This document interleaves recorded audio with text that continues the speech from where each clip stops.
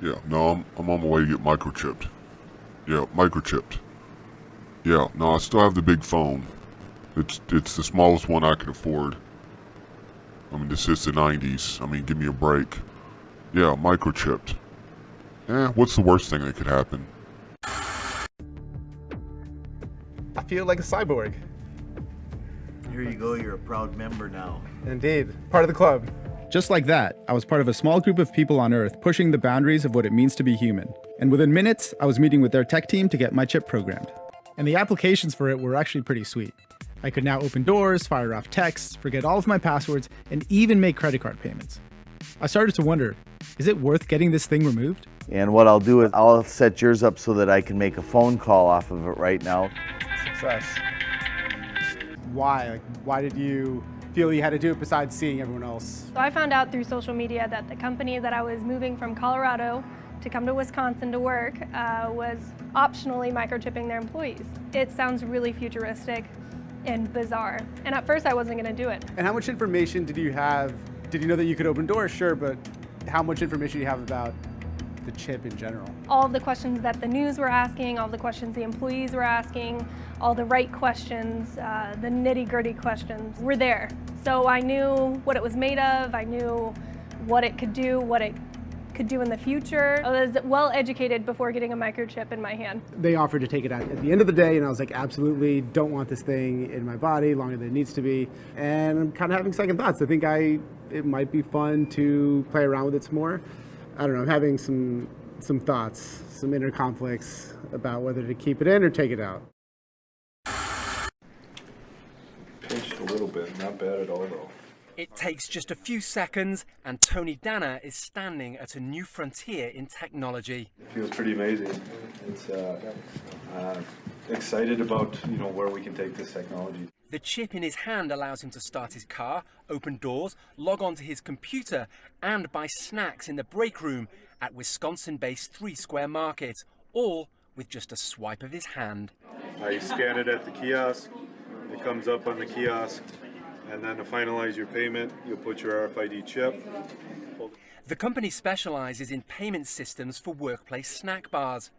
But having fielded inquiries from central banks and embassies to create security systems, it's quickly realizing the applications are limitless. If you come back in a month, you'll be able to go to my house, and basically when I scan my hand at my door, the lights will turn on that I want to come on, and AC/DC will start up with Hell's Bells. So, a filmmaker and former politician. To his left is Nicholas Rockefeller of the infamous Rockefeller banking and business dynasty. After maintaining a close friendship with Nicholas Rockefeller, Aaron eventually ended the relationship, appalled by what he had learned about the Rockefellers and their ambitions. I got a call one day from an attorney woman I knew, and she said, would you like to meet one of the Rockefellers? I said, sure, I'd love to. And we became friends, and he began to divulge a lot of things to me. So he said to me one night, he said that there's going to be an event there, and it's all one thing leading to another, leading to another, leading to another. Now, I would say, what are you doing this for? What's the point of this thing? You have all the money in the world you ever want. You have all the power. I said, you're hurting people. It's not a good thing. And he would say, what do you care about the people for? Take care of yourself and you take care of your family. And then I said to him, what are the ultimate goals here? He said, the ultimate goal is to get everybody in this world chipped with the RFID chip, and have all money be on those chips and everything on those chips. And if anybody wants to protest what we do or violate what we want, we just turn off their chip. That's right, microchipped. In 2005, Congress, under the pretense of immigration control and the so-called war on terrorism, passed the REAL ID Act, under which it is projected by May 2008, you will be required to carry around a federal identification card, which includes on it a scannable barcode with your personal information. However, this barcode is only an intermediary step before the card is equipped with a VeriChip RFID tracking module, which will use radio frequencies to track your every move on the planet. If this sounds foreign to you, please note that the RFID tracking chip is already in all new American passports. And the final step is the implanted chip, which many people have already been manipulated into accepting under different pretenses. We have a Florida family who are really pioneers in a brave new world. They have volunteered to be the first ever to have microchip identification devices implanted into their bodies. After 9/11, I was really concerned with the security of my family. I wouldn't mind having something planted permanently in my arm that would identify me. In the end, everybody will be locked into a monitored control grid where every single action you perform is documented. And if you get out of line, they can just turn off your chip. But that's how they're going to do it. They're going to scare the shit out of you that someone's going to take your kid. It's just a bracelet. Well, what if they take the bracelet? Oh, we'll just glue it to the forehead. We'll just sort of drill it in there. I'm telling you, whatever they're doing to dogs, they're going to be doing to us in like 10 years, right? Dude, that is some creepy New World Order shit. That's what you're going to hear in the future. That's going to be the future. Dude, you hear about Eddie? They turned his chip off, man! Dude, the guy's fucked. He is fucked.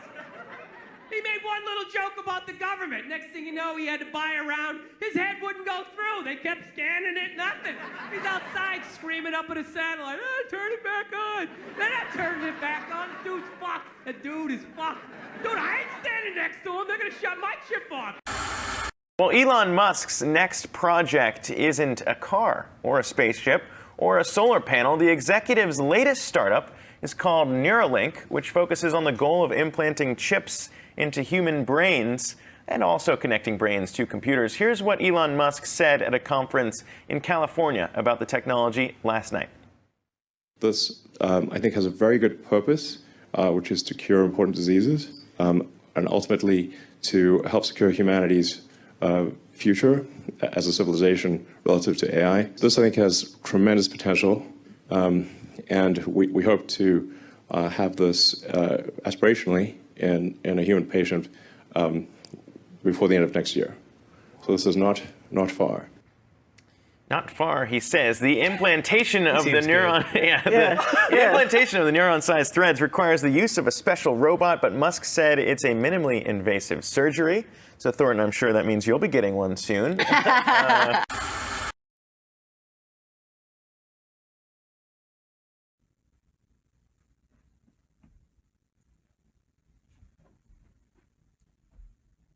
You're still here? Go home.